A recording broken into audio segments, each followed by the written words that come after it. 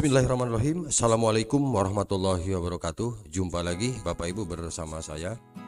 Kali ini saya akan berbagi kepada Bapak Ibu bahwa baru-baru saja Kementerian mengeluarkan keputusan Menteri Pendidikan, Kebudayaan, Riset dan Teknologi nomor 56/M/2022 tentang pedoman penerapan kurikulum dalam rangka pemulihan pembelajaran.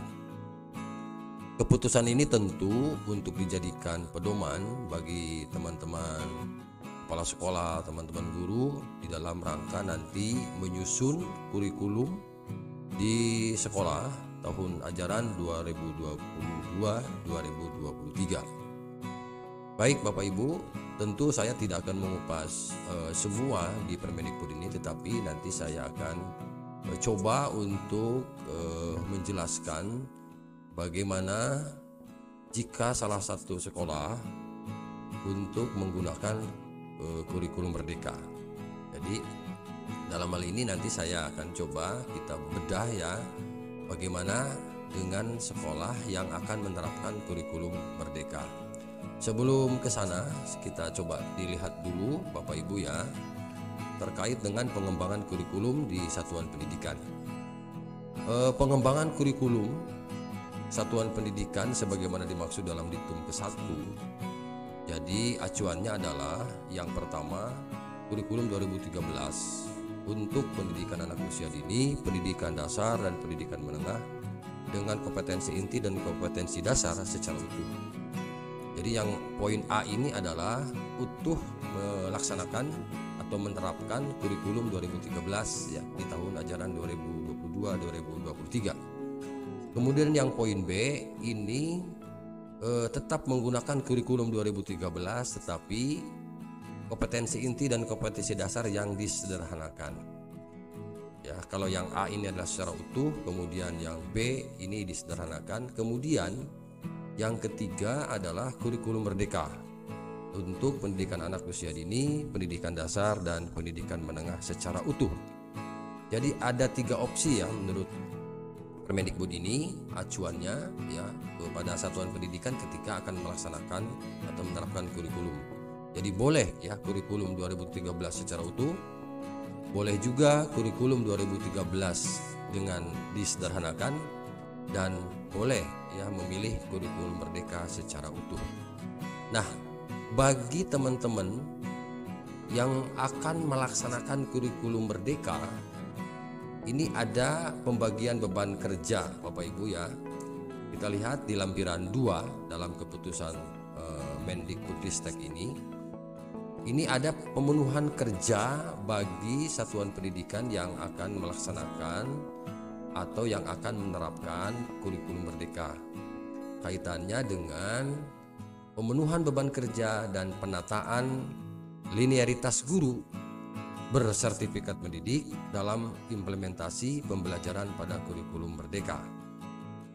Nah, jadi ini kaitannya dengan tunjangan profesi barangkali ya Bapak Ibu di sini, bahwa beban kerja bagi pelaksana kurikulum merdeka ini mengacu kepada ketentuan peraturan perundang-undangan yang mengatur mengenai pemenuhan beban kerja guru, kepala sekolah dan pengawas sekolah. Berdasarkan peraturan tersebut, beban kerja guru mencakup kegiatan pokok ya sebagai berikut. Jadi tetap 5, mulai dari merencanakan, melaksanakan pembelajaran atau pembimbingan, menilai hasil pembelajaran atau pembimbingan, membimbing dan melatih peserta didik, dan yang terakhir melaksanakan tugas tambahan yang melekat pada pelaksanaan kegiatan pokok sesuai dengan beban kerja guru. Bapak Ibu, bahwa kalaupun nanti satuan pendidikan akan melaksanakan atau akan menggunakan kurikulum merdeka, tetap beban kerjanya ini paling sedikit 24 jam tatap muka per minggu atau paling banyak 40 jam tatap muka per minggu. Jadi sekali lagi, jadi tidak ada perbedaan ya, yang selama ini memang 24 jam tatap muka. Jadi kalaupun nanti satuan pendidikan menerapkan kurikulum merdeka, tetap kewajiban pokok atau kegiatan pokok melaksanakan pembelajaran atau pembimbingan memenuhi paling sedikit 24 jam per minggu dan paling banyak itu 40 jam per minggu. Lalu bagaimana ya dengan pengurangan, misalnya ada penggabungan mata pelajaran IPA IPS menjadi IPAS?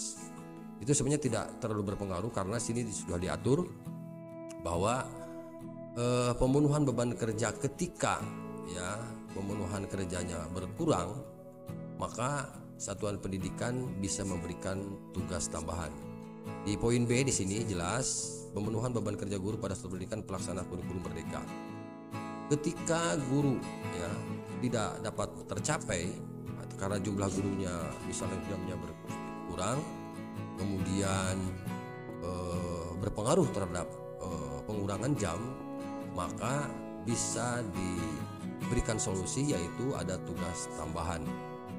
Ya, dalam hal guru tidak dapat memenuhi ketentuan sini, dalam hal guru tidak dapat memenuhi ketentuan dalam melaksanakan pembelajaran dan pembimbingan paling sedikit 24 jam tatap muka per minggu berdasarkan struktur kurikulum merdeka, maka guru ini dapat diberikan pertama tugas tambahan, yang kedua adalah tugas tambahan lain yang terkait dengan pendidikan di satuan pendidikan. Nah, tentu ini Bapak Ibu menjadi masukan ya bagi teman-teman guru yang akan melaksanakan kurikulum merdeka. Nah, salah satu tugas tambahan di sini adalah salah satunya tugas koordinator proyek penguatan profil pelajar Pancasila.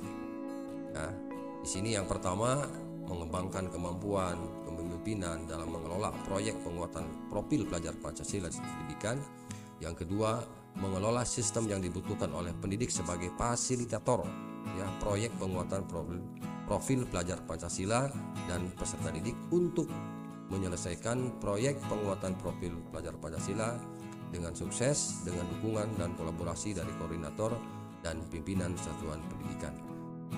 Nah, ini bisa menjadi tugas tambahan nanti ketika Bapak Ibu di satuan pendidikan pemenuhan jam mengajarnya kurang dari 24 jam pokoknya ya. Jam pokoknya kurang dari 24 jam, maka bisa ditambah dengan tugas tambahan.